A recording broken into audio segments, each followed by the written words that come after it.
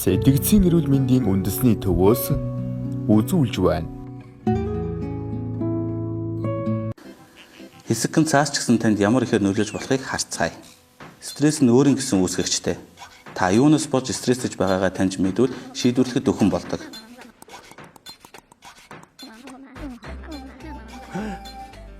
За цааш үргэлжлүүлэхээс өмнө хэдэн удаа гүнзгий амьсгаа аваадах юм. Танд зөвлөхөд стресстэх болгонд амьсгалын дасгал хийх хэрэгтэй.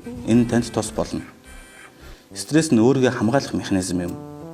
Өөрөөр хэлбэл аюул тулгарх үед өөрийгөө хамгаалж амиа авч гарах гэсэн оролдлого. Таны бие өөрт хэрэгцээтэй бүх нөөц болцоогоо дайчилснаар зүрх хурдан цохилон даралт ихсэж цусны эргэлт түргэнэ. Тэгснээр цусан дахь саагар хэмжээ бүх биеийн булчинд тархан өөрт ирч хүчийг хоригдлуулан анхаарал чинь аюул дээр бүрэн төвлөрдөг. Үүний дараагаар тулалдах эсвэл зүгтах арга хэмжээг авдаг. Энэ түгшүүрийн нөхцөл байдал нь бие сэтгцийн хувьд таныг аюулгүй нөхцөл байдлыг мэдрэх хүртэл үргэлжилдэг байна.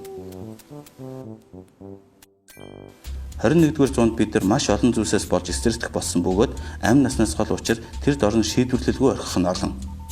Ингэснээр стрессээ үүсгэх хугацаа ч уртассан. Дээрх нөхцлүүдээс болж бие болон сэтгэл зүйн маш их түгшүүрийн байдалд орж удаан хугацаагаар хүчтэйн байдалтай болно. Улмаар анхаарал төвлөрөх чадвар суларч суралцах болон юм санах чадвар буурдаг. Дахиад хэсэгхэн хугацаанд амьсгаа аваад гаргая.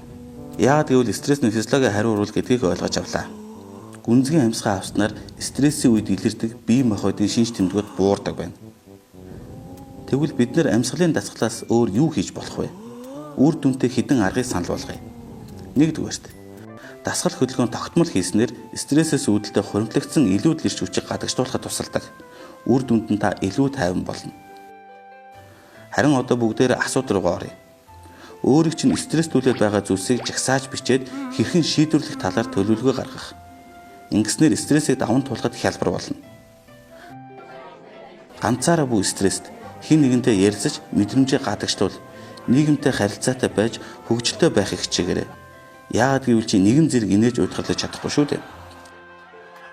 Байгальтай харьцах, цэвэр агаарт гарч эргэн тойронд байгаа зүйлсээс таатан мэдрэмж авахыг хичээгээрэй. Мөн ахуйн орчинд гэрийн тэжээр амьтантайгаа тоглох болон аливаа амьд зүйлстэй харьцах. Хэрвээ дээрх аргууд танд туслахгүй санаа зовоосон хэвээр байгаа бол бүгдийг нь орхиод зүгээр л хөгжилд, стресс тайлагч бөмбөлөгч хагалсан болно шүү дээ. Хэрв шаардлагатай гэж үзвэл мэрэгжлийн хүмүүсээс тусламж хүсээрэй.